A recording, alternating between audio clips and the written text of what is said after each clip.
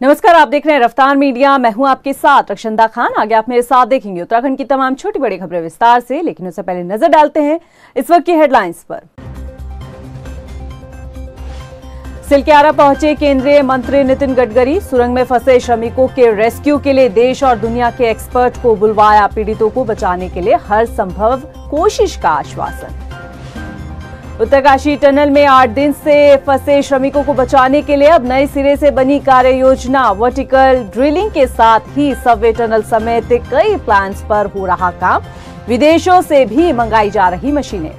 2024 में उत्तराखंड करेगा 38वें खेलों की मेजबानी। राष्ट्रीय खेलों की तैयारियों में जुटा खेल महकमा। खेल मंत्री बोली, देवभूमि के बाद खेल भूमि बनने की ओर अग्रसर उत्तराखंड। और उत्तराखंड में भी छठ की धूम। राजधानी देहरादून में व्रती महिलाओं ने अस्ताचल सूर्य को दिया अर्घ्य। नदी किनारे उमड़ा सैलाब। उत्तराखंड में भी छठ का पर्व बड़ी धूमधाम से मनाया जा रहा।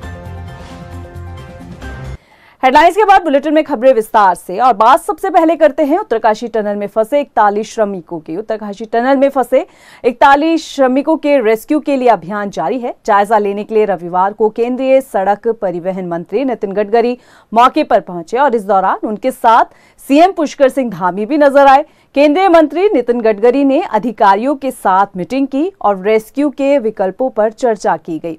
वहीं देश और विदेश से भी ऐसे मामलों के एक्सपर्ट को बुलवाया जा रहा है। नितिन गडकरी ने कहा है कि पहली प्राथमिकता फंसे हुए पीड़ितों को भोजन, दवा और ऑक्सीजन उपलब्ध कराना है।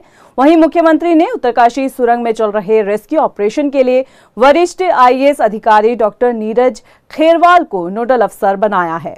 जो अंदर में जो लोग बैठे हुए हैं, जो अटके हुए हैं, उनके प्रति भारत सरकार को, उत्तराखंड की सरकार को और देश की जनता को उनकी सबकी बहुत चिंता है। और हमारी सर्वोच्च प्राथमिकता है कि किसी भी प्रकार से उनकी जान बचाए, उनको बाहर निकाले। यहाँ क्या है कि बीच में सॉफ्ट है, एकदम हार्ड है, तो स्वाभाविक रूप से दिक्कतें बहुत आ रही है। और हमने अभी इसके लिए करीब 6 विकल्प लोगों ने दिए। 6 विकल्पों पर काम कर रहे हैं। भारत सरकार की अलग अलग एजेंसीज है जिनको जिम्मेदारी दी गई है। टीमों से भी विशेष रूप से यहाँ ध्यान दिया जा रहा है। उत्तराखंड के सरकार, उनके मुख्य सचिव और उनकी पूरा सहयोग है। और NHIDCL ये भी इसमें विशेष रूप से हमारे महमूद करके एडिशनल सेक्रेटरी जो मैनेजिंग डायरेक्टर वो भी काम कर रहे हैं। उत्तरकाशी टनल हादसे को 8 दिन हो गए हैं और जहां एक तरफ लोगों को बचाने के लिए सुरंग के बाहर प्लान बनाया जा रहा है, तो वहीं दूसरी तरफ सुरंग में फंसे श्रमिकों का सब्र का बांध टूटने लगा है। जैसे जैसे वक्त गुजरता जा रहा है, वैसे वैसे श्रमिकों की बेचैनी भी बढ़ने लगी है। और उधर अधिकारियों ने रेस्क्यू के लिए अब नए सिरे से कार्य योजना तैयार की है। ये रिपोर्ट देखिए।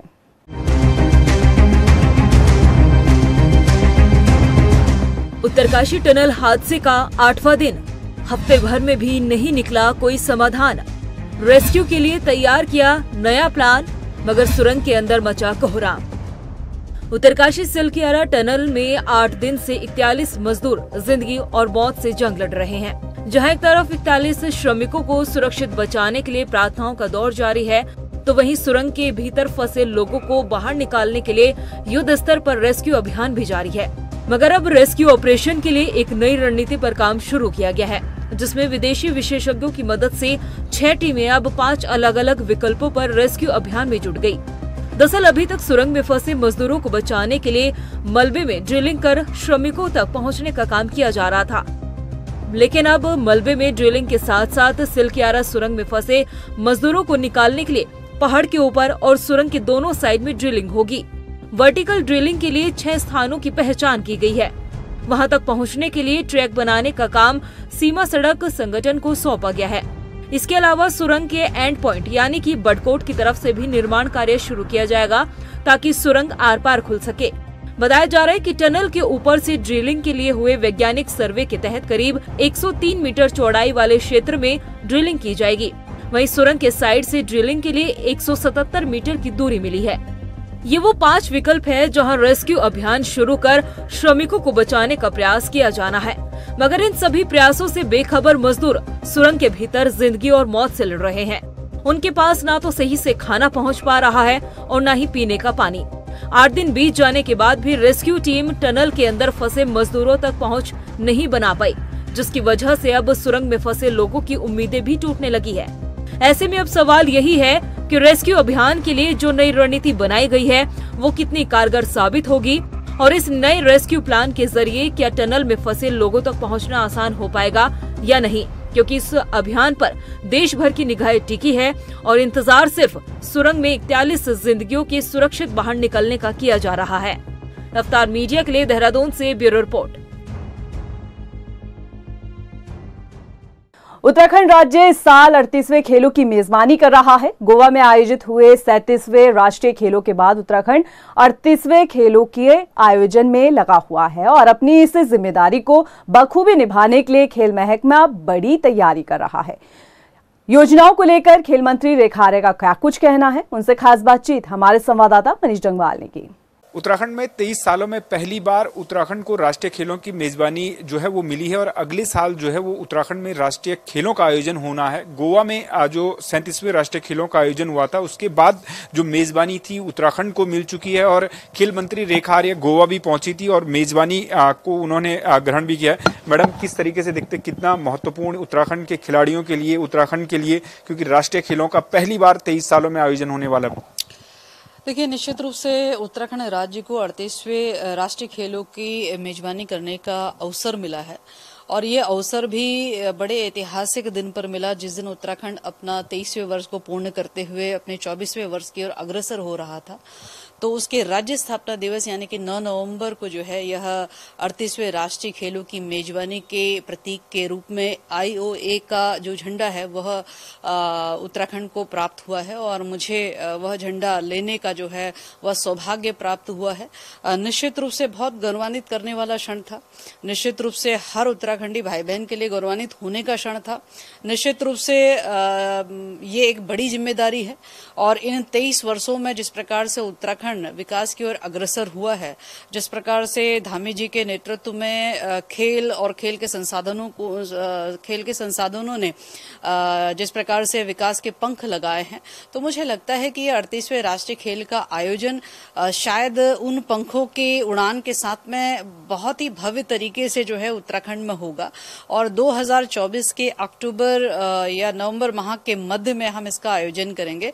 मुझे लगता है कि जितना भव्य गोवा में इसका आयोजन हुआ है उससे और भव्य जो है हम लोग अपने उत्तराखंड में करेंगे। तैयारियां आप कह रहे हैं कि लगभग पूरी हो चली हैं, कहां कहां पर ये आयोजन होना है, किन किन खेलों को इसमें जो है वो जगह मिली है?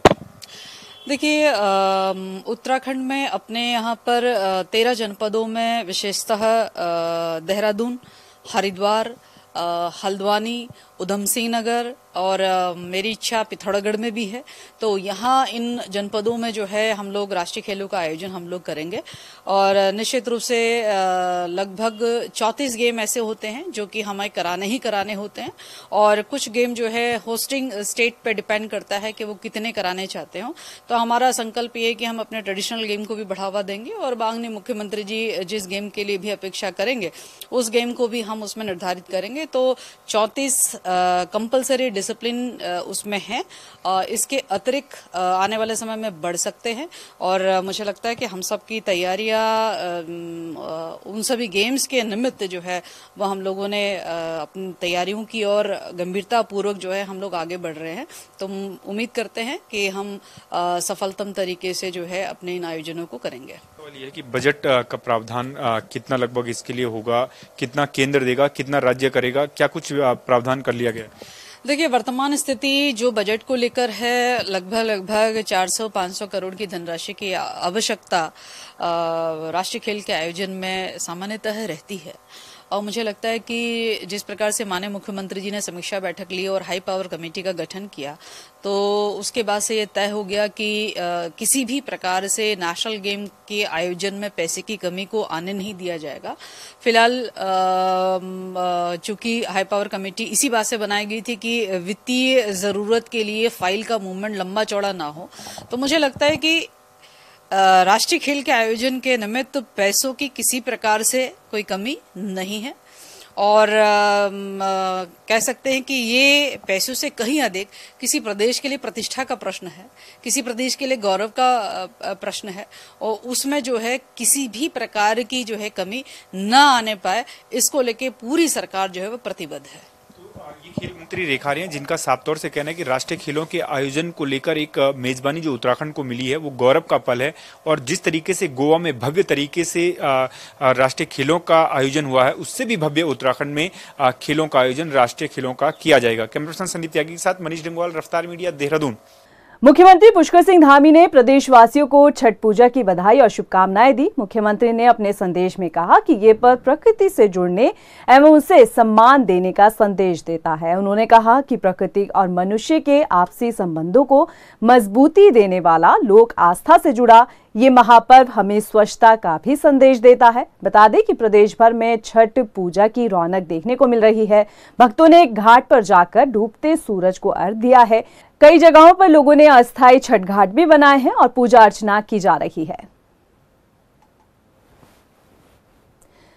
कांग्रेस प्रदेश कार्यालय में पूर्व प्रधानमंत्री स्वर्गीय इंदिरा गांधी की जयंती पर श्रद्धांजलि सभा का आयोजन हुआ, जिसमें तमाम कांग्रेसियों ने अपने नेता को श्रद्धांजलि दी, साथ ही देश हित में किए गए उनके कार्यों को याद किया। कांग्रेस नेता मथुरादत्त जोशी ने कहा कि आज हर कांग्रेसी पूर्व प्रधानमंत्री इंदिरा गांधी के पद चिन्हों पर चलने का संकल्प लेता है। इंदिरा जी भारत की नहीं, विश्व की महान जननायिका रही हैं, और भारत की राजनीति में नहीं है, विश्व की राजनीति में उनका महत्वपूर्ण योगदान रहा है। चाहे 104 देशों का गुटनप्रेक्ष सम्मेलन कराने की बात हो, गरीबी हटाओ की बात हो, राजाओं के प्रिविलेज खत्म करने की बात हो, और बैंकों का राष्ट्रीयकरण करने की बात हो, गरीबों के लिए 20 सूत्री कार्यक्रम लाने की बात हो, तो इंदिरा जी का बहुत बड़ा योगदान है। शिक्षा महानिदेशक बंसीधर तिवारी ने विद्या समीक्षा केंद्र की धीमी प्रगति पर लापरवाही बरतने के चलते शिक्षा विभाग के अधिकारियों के वेतन को रोकने के निर्देश दिए हैं। उन्होंने बताया कि शिक्षा व्यवस्था में सुधार के लिए विद्या समीक्षा केंद्र अहम भूमिका निभाने वाले हैं, लेकिन कार्यों की प्रगति धीमी होने की वजह से अधिकारियों पर कार्रवाई की गई है। विद्या समीक्षा केंद्र है वो पूरे स्कूली सिस्टम को ऑनलाइन करने का एक बड़ा महत्वपूर्ण अभियान हम लोग चला रहे हैं, और पहले उसमें जो प्रगति थी, कल जब मैंने समीक्षा किया तो उसमें और पीछे आए हम लोग, तो उसमें किसी भी स्थिति हम इसको जायज़ नहीं ठहरा सकते हैं। और वो चूँकि आने वाले समय में ट्रांसफ़र को भी हम ऑनलाइन करने वाले हैं, अटेंडेंस ऑनलाइन होने वाली है, जो बच्चों का असेसमेंट है वो ऑनलाइन होने वाला है, तो उसमें अगर हम लोग ढिलाई करेंगे तो फिर ठीक नहीं है। इसके लिए मैंने जो भी जिम्मेदार है, क्योंकि पहले हम लोगों ने काफ़ी प्रगति कर ली थी और फिर पीछे आ गए हैं, तो वो जिम्मेदारी तय करते हुए कि हमने कहा कि जो पिछला हुआ उसको पूरा करना है और आगे भी हमें बढ़ना है। जो भी जिम्मेदार हैं उसमें, चाहे मुख्य शिक्षा अधिकारी, खंड शिक्षा अधिकारी या प्रभारी जो भी हैं, सभी का हमने वेतन रोक दिया है। नैनीताल में भूमाफिया पूरी तरह से हावी हो रहे हैं। जानकारी के मुताबिक भूमाफिया अमृतपुर साथ ही जमरानी क्षेत्र में सक्रिय है।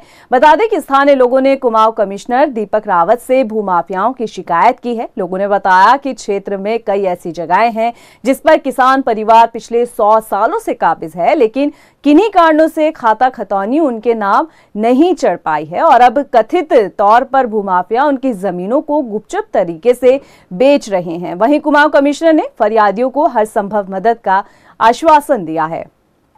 आज अधिकतर जो समस्याएं आई हैं वो लैंड की तो खैर थी ही, लेकिन एक जो प्रमुख समस्या वो इस तरह से आई है, जो भीमताल क्षेत्र में कुछ ऐसी ज़मीनें हैं जिसमें वर्तमान में जो किसान हैं वो कई वर्षों से हैं, कोई 100 वर्षों से है, कोई 50 वर्षों से है।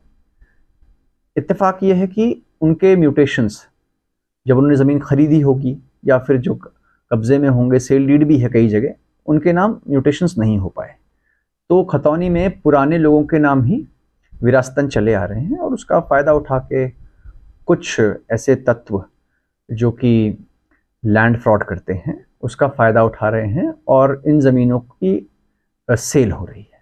उधर जम्मू में तैनात जवान असीम का पार्थिव शरीर उनके आवास दिनेशपुर पहुंचा। शहीद का पार्थिव देह देखकर गांव में कोहराम मच गया। शहीद जवान असीम के परिवार में भी कोहराम पसरा नजर आया। आपको बता दें कि जवान असीम जम्मू के खटोला ग्राम सभा के लखीपुर में ऑन ड्यूटी सड़क हादसे में शहीद हो गए थे। असीम अपने पीछे बूढ़े माँ बाप, पत्नी और 10 साल के बेटे के अलावा एक भाई छोड़ गए हैं। उसका व्यवहार बहुत अच्छा था और 2004 में उनकी जॉब लगी थी 72वीं इंजीनियरिंग बटालियन रुड़की से, और इनका सभी से मेल मिलाप, सबसे मिलना जुलना और सबके प्रति इनका व्यवहार भी था बहुत अच्छा था। और आज जो है इस शोक की लहर में सभी लोग बहुत ज़्यादा दुखी हैं। आकस्मिक उनके इस तरीके से चले जाने से सब कुछ छोड़ते जाने से ये विषय अपने प्रोटोकॉल पे होंगे, लेकिन सरकार की तरफ से, मैं यहाँ व्यक्तिगत रूप से हूँ, यहाँ के जनप्रतिनिधि होने के नाते भी हूँ और इस परिवार के साथ हम पूरी तरीके से खड़े। आज आपको एक ऐसे बेटे की दास्तां दिखा रहे हैं जिसने बड़ी बेरहमी के साथ अपनी मां का कत्ल कर दिया, जिसने उसे 9 महीने अपनी कोख में रखकर पाला पोसा और जब पैदा हुआ तो 30 साल तक उस पर अपनी ममता को निछावर किया, उसके नाज नखरों को उठाया और उस ममता का सिला बेटे ने मां को खौफनाक मौत से दिया है। देहरादून में हुई इस खौफनाक वारदात को बताती ये रिपोर्ट देखिए। 55 साल की मां का कातिल बेटा, कत्ल से दिया मां की ममता का सिला, लोहे की रॉड से सिर और चेहरे पर किए कई वार, कत्ल के बाद बोला मेरे ऊपर आई थी दैव्य माता। ये घटना राजधानी देहरादून के पौष इलाके जज कॉलोनी की है, जहां मुरादाबाद के डीएसपी मलखान सिंह की पत्नी बबीता पिछले 2 दशक से अपने 30 साल के बेटे आदित्य के साथ रह रही थी, लेकिन इस बात से बेखबर कि इस आशियाने में शुक्रवार की रात उनकी आखिरी रात होगी और उनकी हत्या का कातिल कोई और नहीं वो बेटा होगा जिस पर अपनी ममता को उस बदनसीब मां ने 30 साल लुटाया। जी हां, आदित्य ने शुक्रवार रात के पहर में अपनी ही मां को हमेशा हमेशा के लिए मौत की नींद सुला दिया, जिसका खुलासा तब हुआ जब आरोपी के पिता मौकाए वारदात पर पहुंचे। पिता ने बताया कि पत्नी को शनिवार सुबह से फोन कर रहे थे, लेकिन फोन नहीं उठाया, जिस पर उन्हें अनहोनी का एहसास हुआ तो पुलिस की वर्दी में ही उत्तर प्रदेश से देहरादून का फासला तय कर लिया। घर पहुंचने पर पत्नी को कई आवाज लगाई मगर दरवाजा नहीं खुला। थक हार कर जब बेटे को पुकारा तो बेटे ने दरवाजा खोला। पिता ने देखा कि बेटे के हाथ खून में सने हुए हैं और घर का फर्श लहूलुहान है। इस खौफनाक मंजर को देखकर पिता के होश हवास उड़ गए और घटना की सूचना पुलिस कंट्रोल रूम को दी। घटना स्थल पर पुलिस के पहुंचने के बाद आरोपी बेटे ने अपना जुल्म कबूल कर लिया। आरोपी ने बताया कि उस पर दैवीय शक्ति आ गई थी, जिसके बाद उसने अपनी ही मां को मौत के घाट उतार दिया। उसके सिर और चेहरे पर लोहे की रॉड से कई वार किए और अपने हाथ की नस को काट लिया। वहीं हत्यारोपी के पिता डीएसपी मलखान सिंह ने बताया कि आरोपी की मानसिक स्थिति ठीक नहीं है। उधर पुलिस ने पिता की तहरीर पर आरोपी को हिरासत में भेज दिया और मामले की जांच शुरू कर दी है। मगर इस घटना ने हर शख्स को ये सोचने के लिए मजबूर कर दिया कि क्या कोई बेटा अपनी ही मां का कातिल हो सकता है। देहरादून से हिमांशु सिंह की रिपोर्ट। देहरादून नगर आयुक्त मनोज गोयल ने नगर निगम के सफाई कार्यों के निरीक्षण के साथ ही नामित नगर निगम के नोडल अधिकारियों के साथ बैठक की। नगर आयुक्त ने सभी अधिकारियों को अपने अपने वार्डों में तैनात सफाई निरीक्षकों और सुपरवाइजरों को विशेष सफाई अभियान चलाने के लिए निर्देशित किया। नगर आयुक्त मनोज गोयल ने बताया कि नगर निगम का विशेष प्रयास है कि शहर की सफाई व्यवस्था दुरुस्त हो सके। शहर में जमा होने वाले कूड़े के ढेरों को कम करने की भी बात कही गई है। देखिए, नगर निगम के जो अधिकारी हैं उनको सफाई व्यवस्था के लिए विभिन्न वार्डों में डिस्ट्रीब्यूट करते हुए नोडल नामित किया गया है और उनको निर्देश है कि वो प्रतिदिन अपने क्षेत्र की सफाई व्यवस्था का पूरा मौका मुआयना करेंगे और इसमें जो भी इश्यूज हैं सफाई से संबंधित, चाहे वो डस्टबिन्स के पास क्लियरेंस वेस्ट का ना होने के या कहीं पे जीवीपी पॉइंट्स बन रहे हैं उनके संदर्भ में, या कहीं पे ड्रेन्स वगैरह के सिविल वर्क्स का इशू है, तो इन सभी इश्यूज को अपने स्तर से रेक्टिफाई करवाएंगे। अक्सर देखने को मिलता है कि अपने वाहनों को सबसे अलग दिखाने के चक्कर में कुछ लोग वाहनों पर दूसरा रंग करवा देते हैं और जो कि गैर कानूनी है। सुप्रीम कोर्ट के दिशा निर्देश अनुसार गाड़ी की आरसी पर जो रंग होता है वही होना चाहिए और अगर उस पर पेंट करवाया जाता है तो ये नियमों के खिलाफ है और गाड़ी में दूसरा रंग या दूसरे रंग के स्टिकर लगाना पूरी तरह से प्रतिबंधित है और गैर कानूनी भी है। देहरादून आरटीओ अधिकारी सुनील शर्मा के अनुसार ऐसा करने वाले वैधानिक कार्यवाही वाहन स्वामी के खिलाफ की जाएगी। देखिए, मैं आपके माध्यम से बताना चाहूंगा कि कोई भी गाड़ी हो जिसका की कलर उसके रजिस्ट्रेशन सर्टिफिकेट के अंदर जो है उसको चेंज नहीं किया जा सकता। गाड़ी का कलर को रीपेंट कराया जा सकता है। जैसे सफेद गाड़ी है तो सफेद ही करा जाएगा, ब्लैक है तो ब्लैक, ब्लू है तो ब्लू। लेकिन मोटर व्हीकल एक्ट के अंतर्गत और माननीय सुप्रीम कोर्ट द्वारा दिए गए निर्देशों के अनुसार किसी भी गाड़ी का कलर बदला नहीं जा सकता। ब्लू को व्हाइट नहीं किया जा सकता, व्हाइट को ब्लैक नहीं किया जा सकता है। ये एक अपराध है और रजिस्ट्रेशन की कंडीशंस को अपने स्तर से चेंज करने पर ना सिर्फ रजिस्ट्रेशन कैंसिल हो सकता है, साथ में 5 से 10 हजार रुपए का जुर्माना भी। अभी के लिए फिलहाल इतना ही, मुझे दे इजाजत। लेकिन चलते चलते नजर डालते हैं इस वक्त की हेडलाइंस पर। नमस्कार। सिलक्यारा पहुंचे केंद्रीय मंत्री नितिन गडकरी। सुरंग में फंसे श्रमिकों के रेस्क्यू के लिए देश और दुनिया के एक्सपर्ट को बुलवाया। पीड़ितों को बचाने के लिए हर संभव कोशिश का आश्वासन। उत्तरकाशी टनल में 8 दिन से फंसे श्रमिकों को बचाने के लिए अब नए सिरे से बनी कार्य योजना। वर्टिकल ड्रिलिंग के साथ ही सबवे टनल समेत कई प्लान्स पर हो रहा काम। विदेशों से भी मंगाई जा रही मशीनें। 2024 में उत्तराखंड करेगा 38वें खेलों की मेजबानी। राष्ट्रीय खेलों की तैयारियों में जुटा खेल महकमा। खेल मंत्री बोली, देवभूमि के बाद खेल भूमि बनने की ओर अग्रसर उत्तराखंड। और उत्तराखंड में भी छठ की धूम। राजधानी देहरादून में व्रती महिलाओं ने अस्ताचल सूर्य को दिया अर्घ। नदी किनारे उमड़ा सैलाब। उत्तराखंड में भी छठ का पर्व बड़ी धूमधाम से मनाया जा रहा है।